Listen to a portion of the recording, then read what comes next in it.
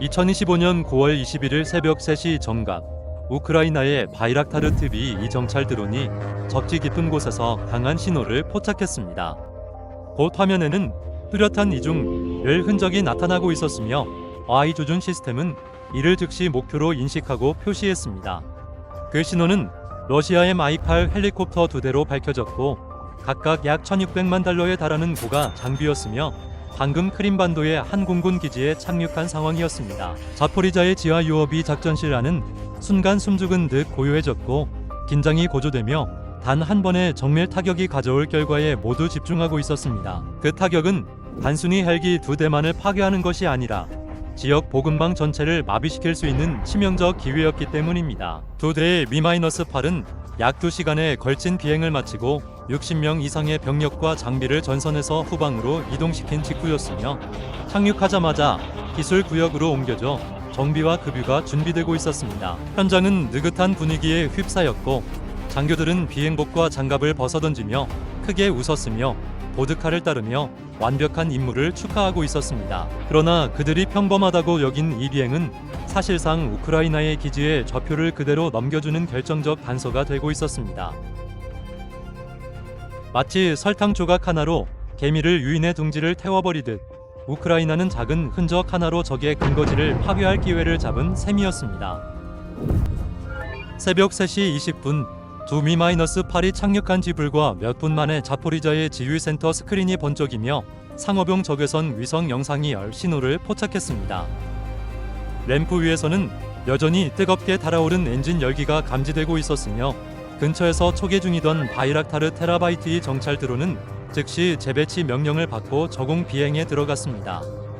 드론은 고도 500m까지 낮추며 지형을 스치듯 내려와 내부와 포들렛 K1 레이더가 감지하지 못하는 사각지대로 진입했습니다. 합성 재질로 만들어진 기체는 레이더상에서 작은 새처럼만 보였고 적의 감시망에는 거의 잡히지 않았습니다. 드론의 광학과 적외선 센서는 엔진에서 남아있던 열 흔적을 추적했고 그 영상은 실시간으로 자포리자 지휘소에 전송되면서 모든 사실을 드러내고 있었습니다. 그곳은 단순한 주기장이 아니었고 최소 2대의 Mi-8이 재배치를 위해 대기 중이었으며 B-12 2대는 해상 정찰 임무를 수행하고 있었습니다. 뒤편에는 스텔스 항공기까지 탐지할 수 있는 내부 안테나, 군집이 자리 잡고 있었고 수백 개의 목표를 동시에 추적할 수 있는 강력한 시스템이 가동되고 있었습니다. 뿐만 아니라 경납고와 저장소에는 수백 톤의 연료와 탄약이 보고되었고 이는 연속적인 공중 작전을 이어갈 수 있을 만큼 충분한 양이었습니다. 이 기지가 무력화된다면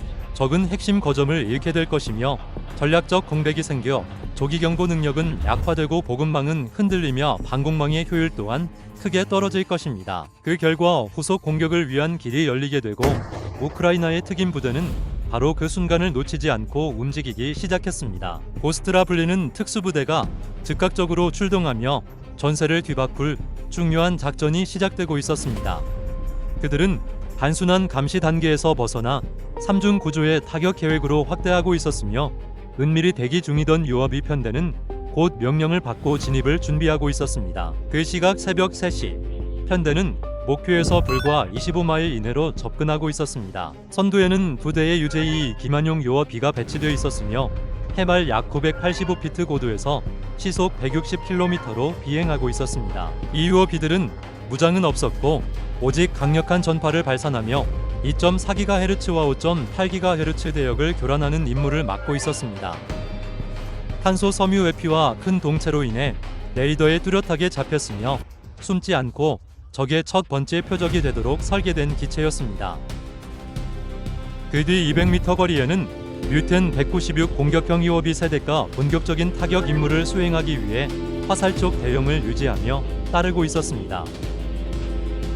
이들은 고도 150m 수준에서 시속 180에서 200km 속도로 비행하고 있었고 각 기체에는 75kg의 성형작약 탄두가 탑재되어 있었습니다. 편대는 전파를 발산하지 않았으며 모든 유도는 자체 항법 장치로 이루어지고 있었고 GPS에 전혀 의존하지 않고 있었습니다. 목표는 크림반도의 군사 공군 기지였고 좌표는 불과 5분 전 최종적으로 확인된 상태였습니다. 출발 이후 편대는 개방 주파수로 어떤 제어 신호도 내보내지 않았고 모든 움직임은 리허설 대본과 초 단위까지 일치하고 있었습니다. 새벽 3시, 두 대의 UJ-2 기만기가 첫 번째 방공 인식 구역을 돌파했으며 공항에서 약 20km 떨어진 포들렛 K1 레이더가 이들을 포착하기 시작했습니다. 중고도층에서 이상 신호가 감지되자 경보등이 깜박였고 레이더 요원들은 탐지 빈도를 높였으며 내보유 레이더는 능동 모드로 전환해 고주파 빔을 넓은 각도로 쏘아 올리고 있었습니다.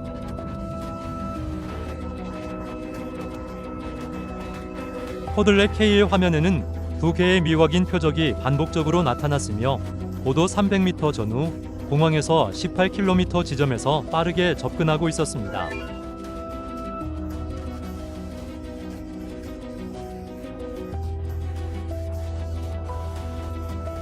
초기 평가에 따르면 이는 정찰 또는 자폭형 드론으로 보였고 현지 방공지휘관은 즉시 1급 경계 태세를 발령했습니다. 공항 동쪽의 판치르 S1 포대가 즉시 가동됐으며 두 발의 57-26 미사일이 발사돼 14초 만에 공중에서 폭발했고 불덩이가 하늘을 밝히며 파편이 공항 울타리에서 불과 500m 떨어진 지상에 떨어졌습니다.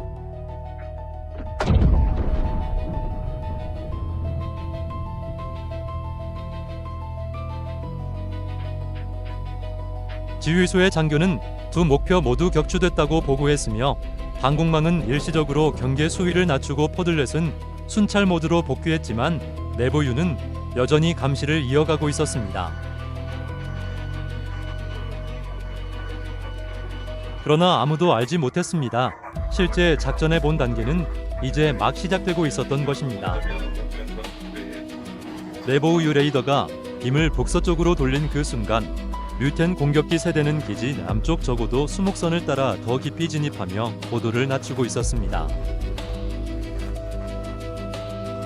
선두 기체는 10도 각도로 원래 축에서 벗어나 기동했으며 나머지 두 기체는 편대를 유지한 채 100m 이하 고도로 내려가 레이더 탐지의 빈틈을 노리고 있었습니다. 이 움직임은 첫 번째 요격 이후 레이더 빔 사이에 교차된 공백을 통과하기 위해 사전에 계산된 경로였으며 극히 얇은 창이지만 통과와 이탈이 가능했습니다. 이것이 바로 레이더 회피의 정교한 기술이었고 덕분에 우크라이나 유어 비들은 모스크바와 카잔, 심지어 카스피의 연안의 아스트라한까지 도달할 수 있었습니다.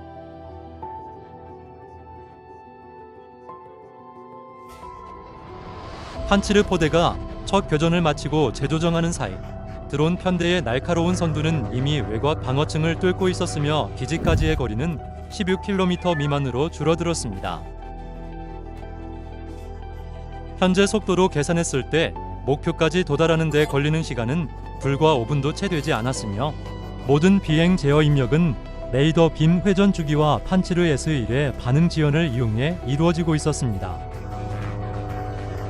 세 대의 무인기가 동시에 공격 회랑으로 진입하였고 범위 조정관은 유트 부대가 이미 회랑 안으로 들어왔다고 확인하고 있었습니다. 프림반도 기지의 Mi-8을 향해 조준이 고정되었으며 B-12 군집의 내부 유적외선 화면에는 그것이 선명하게 나타나고 있었습니다. 노출된 상태로 주기장에 세워진 두 대의 Mi-8과 경납고 가장자리에 있는 두 대의 B-12 그리고 위장이 전혀 없는 레이더 군집이 보였습니다. 발밑까지 다가온 위협의 본질을 아직 깨닫지 못한 채 무인기들은 지상을 스치며 치명적인 목표세 지점을 동시에 잠그고 있었습니다. 새벽 3시 정각 내부 유는 초저고도에서 희미한 반사 신호를 포착했고 화면 가장자리에 어렴풋한 열밴드가 나타나고 있었습니다.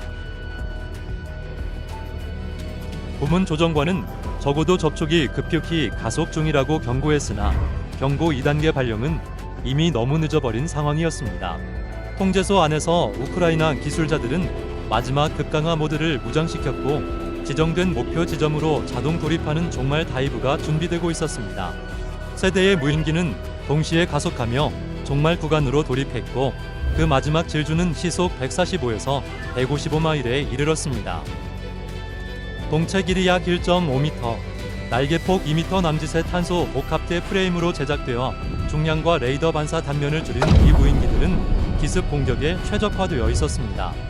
단 한 번의 명중만으로도 연쇄적 파괴를 일으킬 수 있었으며 30초 후 류일은 600피트 상공으로 상승하며 서쪽 램프에 노출된 Mi-8 군집을 조준했습니다.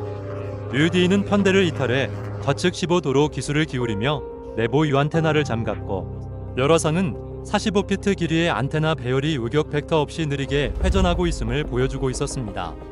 류트 3는 항로를 유지한 채 동쪽 램프에 나란히 세워진 두 대의 B-11을 조준했으며 그 곁에는 정비 차량과 급유 트럭이 자리 잡고 있었습니다. 그 목표물들 뒤편에는 50만 킬로그램이 넘는 항공 연료가 보관된 원정 연료 저장소와 분산 작전을 위한 탄약 저장소가 배치되어 있었습니다. 카운트다운 10, 9, 8, 7, 6, 5, 4, 3, 2, 1 폭발.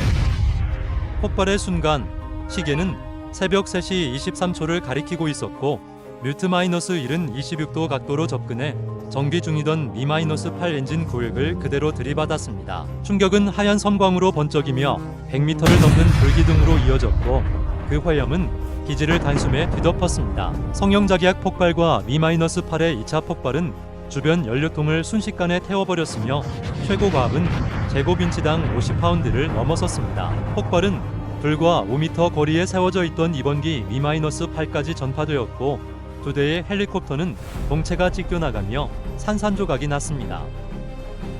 로터 블레이드는 70m를 날아 인접 병납고 지붕 위에 떨어졌고 급유 트럭은 공중으로 튕겨나가며 불길은 순식간에 확산되었습니다.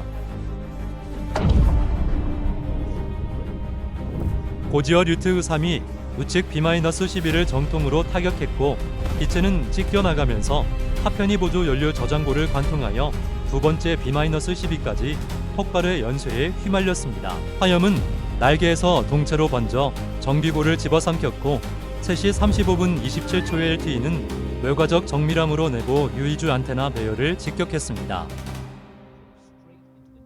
거친 폭발이 밤을 갈기갈기 찢어놓으며 러시아의 눈은 무력화되었고 레이더는 불타는 뒤엉킨 금속 더미로 무너져 내렸습니다.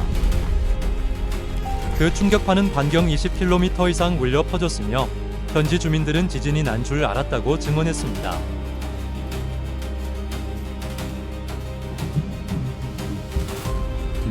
램프는 거대한 횃불이 되었고 은폐된 공군 기지는 지옥불로 변했으며 상어병 적외선 위성에는 400m 넘는 열기 확산이 포착되었습니다.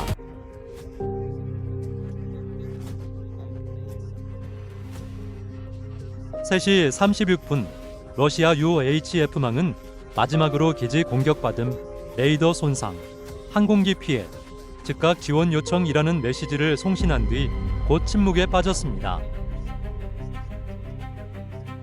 불과 7분 안에 크림반도 전략 공군 기지는 모든 방공 및 통제 능력을 상실했고 Mi-8 군집이 있던 서쪽 램프까지 전부 불길에 휩싸였습니다. 화염은 치솟아 검은 연기가 수백 미터를 끌어올렸으며 포갑은 600m 박창고까지 도달했습니다. 충격 직후 불과 2분 안에 최소 7차례의 2차 폭발이 연이어 발생했고 연료와 탄약고는 연쇄 폭발을 일으키며 불길에 휩싸였습니다.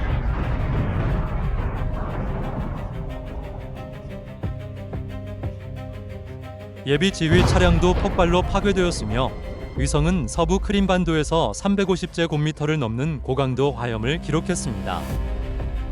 현지 주민들이 촬영한 영상에는 밤하늘을 뒤덮은 불길과 뜨거운 금속 파편이 지붕 위로 쏟아지는 장면, 그리고 현장을 봉쇄하는 군사경찰이 담겼고 9월 21일 아침의 맥사 위성 사진은 그 피해를 뚜렷하게 보여주었습니다. 세대의 Mi-8은 불에 끌려 뼈대만 남았고 한 대의 B-12는 형체를 알아볼 수 없을 정도였으며 내보유 레이더는 안테나가 부러진 채 무너져 있었습니다. 피해액은 1억 8천만 달러를 넘어섰고 기지는 헬리콥터 수송력과 주조기 경보 레이더, 연료와 탄약을 모두 잃어 물류 작전은 완전히 마비되었습니다. 우크라이나에 미친 전략적 효과는 결정적이었습니다.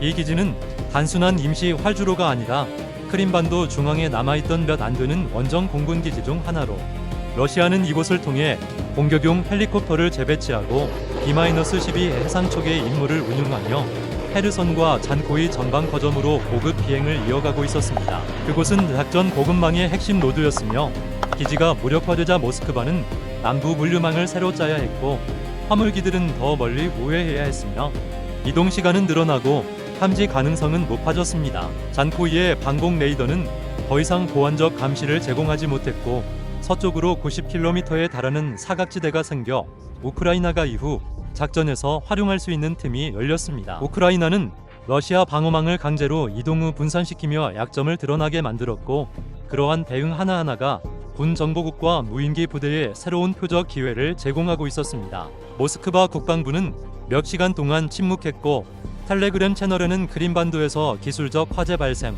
원인 조사 중이라는 모호한 문구만 올라왔으나 해양 분석가들은 즉시 열영상으로 좌표를 검증해 피격 지역을 전후 비교 모자이크로 드러냈습니다. 한때 은폐되어 있던 기지의 좌표는 완전히 노출되었으며 고스트 작전은 단순한 무인기 공격이 아니라 크림반도의 주요 방어 거점을 무너뜨린 선제적 응징 타격이었습니다. 내부 유의 제거로 반도의 북서 접근로에서 조기 경보 능력이 사라졌고 병력 재배치와 기동 돌격에 쓰이던 B-8 수송 군집은 파괴되었으며 B-12 해상 정찰 능력은 약화되고 연료와 탄약 저장고는 불타버려 잔코이의 공중 활동은 48시간 동안 중단되었습니다.